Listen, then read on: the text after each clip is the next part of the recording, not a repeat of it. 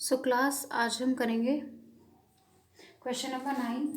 चलिए देखते हैं कैसे करना है कैश बुक का। मैंने आपको क्या बताया था, ये हमारी रिसिप्ट साइड होती है और ये हमारी पेमेंट साइड। ये हमारा फॉर्मेट होता है कैश बुक का। कैसे? Date, particular, cash and bank. जो भी दो कॉलम वो बोले हम बना देंगे। कैश, बैंक, कैश, डिस्काउंट, कुछ भी हो सकता है। ठीक है। अब देखिए फर्स्ट एंट्री क्या है मेरा, कैश बुक। ठीक है, ऑफ मिस्टर मोहन। ठीक है, cash in hand and cash at bank. तो पहली एंट्री हमारी क्या होगी, 2007 का है ये, जनवरी 1। क्या एंट्री होती है फर्स्ट वाली? फर्स्ट एंट्री हमारी होती है टू बैलेंस और डाउन, यानी कि कितना बैलेंस है हमारे पास। कैश में कितना है 2200, बैंक में कितना है 5000। नेक्स्ट आपका receive cheque from Naresh. Simple entry होगी, लेकिन नेक्स्ट एंट्री भी हम साथ में थोड़ा सा पढ़ लेंगे क्योंकि इस क्वेश्चन में थोड़ा सा डिफरेंस है। Cheque received from Naresh endorse to Suresh in full settlement of his account of this. यानी कि जो हमें नरेश से चेक मिला था ना, वो बैंक में जमा ना करा करके हमने किसको दे दिया, सुरेश को डायरेक्ट, जो हमें पेमेंट करनी थी। तो एक रिसिप्ट हो गई, एक हो गई पेमेंट। लेकिन चेक से करिए, चेक बैंक में तो नहीं गया ना अभी नरेश, हमें मिला नरेश से और हमने आगे सबमिट कर दिया सुरेश को। तो क्या एंट्री हो जाएगी हमारे पास, रिसिप्ट तो हुई है यहाँ पर 5 को, तो किस उसमें हो जाएगी कॉलम के अंदर 2 नरेश अकाउंट। और क्योंकि हमें पता है कि हमने बैंक में जमा नहीं कराई, तो हम इसको अभी किस में लिखेंगे, कैश के अंदर। ठीक है। अब एक डेट को क्या हुआ, वही हमने सेल कर दिया किसको, सुरेश को। तो जिसको हम सेल करेंगे ना, पेमेंट जिसको करेंगे उसके नाम से यहाँ पर एंट्री होगी। सुरेश कितने अमाउंट की, 1000, क्योंकि 1000 का चेक था। और इसका मतलब क्या है कि इतना टोटल अमाउंट था, हमें 50 रुपीज़ का डिस्काउंट मिल गया, लेकिन उसने तीसरा कॉलम बनाने के लिए बोला ही नहीं, तो हमने कैश एंड बैंक के अंदर ही करना है। अब देखो, paid LIC premium of mister Mohan. Payment है ये तो पता है, लेकिन किसकी पेमेंट है, मिस्टर मोहन की। और आपको पता है कि जब भी पर्सनल पेमेंट हमारे बैंक से जाती है तो उसको हम क्या बोल रहे हैं, बाय ड्रॉइंग अकाउंट। अगर ये सिर्फ LIC होता ना, LIC पेड, मोहन नहीं लिखा होता, तो यहाँ क्या आता LIC। लेकिन अब पर्सनल खर्चा है क्योंकि और कुछ नहीं गिवन है, तो किस में जाएगा, ये कैश के अंदर। अब receive a cheque from Pawan in full settlement of his account. फिर से हमें एक चेक मिल गया 13 को, किसके नाम से मिला है, पवन के नाम से। चेक कितने का है 700, तो 700 हमारे यहाँ पर चाहिए। नेक्स्ट एंट्री भी साथ के साथ देख लो। Pawan cheque return dishonoured by bank. Dishonour हो गया, यानी कि वापस से ये क्या हो गया, ये वापस से जाएगा पवन के अकाउंट में। ठीक है।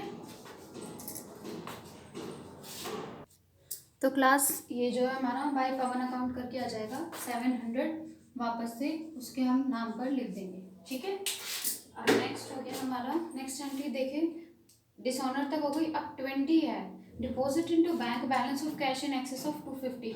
यानी कि ओवरऑल जितनी भी पेमेंट आई है गई है, उसके बाद 250 यानी कि इतना अमाउंट बैंक मैंने अपने पास कैश रख के बाकी सब बैंक में जमा करा दिया। इसका मतलब क्या है, मुझे पता होना चाहिए कि मेरे पास यहाँ पर कैश जो है कितना है।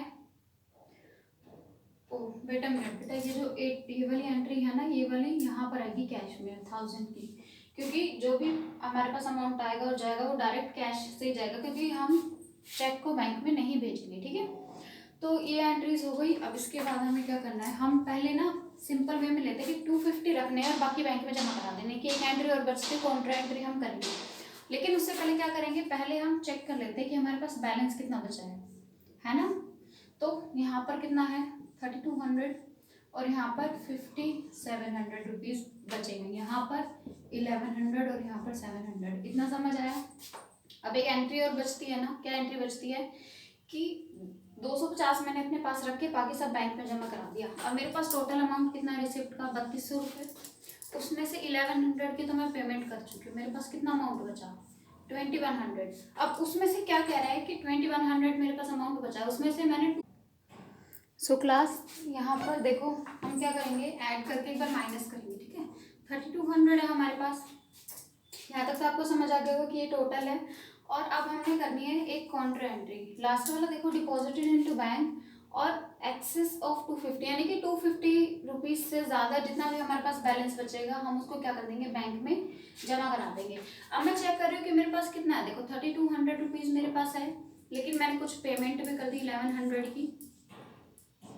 अब मेरे पास 2100 है। वो कह रहे हैं कि इसमें से ना 250 किसके रखने हैं मुझे, अपने कैश में। ठीक है। बाकी कहाँ जाएगा जो बैलेंस आएगा, बैंक में।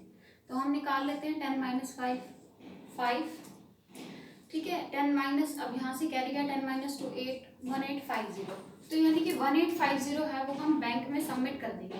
ये मैंने यहाँ डाला हुआ है 22 कैश अकाउंट, यानी कि कॉन्ट्रा एंट्री है, दोनों जगह होगी। मैंने कैश निकाल के, इतना कैश निकाल के बैंक में सबमिट करा दिया 1850, और इतना कैश मेरे पास यहाँ से कम हो गया। देखो यहाँ पर बैंक में आ गया, यहाँ पर कैश में, बैंक में सबमिट हो गया, कैश में से निकल गया। अब जो बैलेंस मेरे पास बचेगा वो पता है क्या आएगा, वो हमारा आएगा टोटल रिसीव्ड इस तरफ और टोटल पेमेंट, क्योंकि हमने अब सारा कुछ कर चुके हैं तो हमारे पास रिसिप्ट और पेमेंट हमें पता चल जाएगा। रिसिप्ट कितनी है 3200, यहाँ पर हमने और पैसे डाल दिए थे,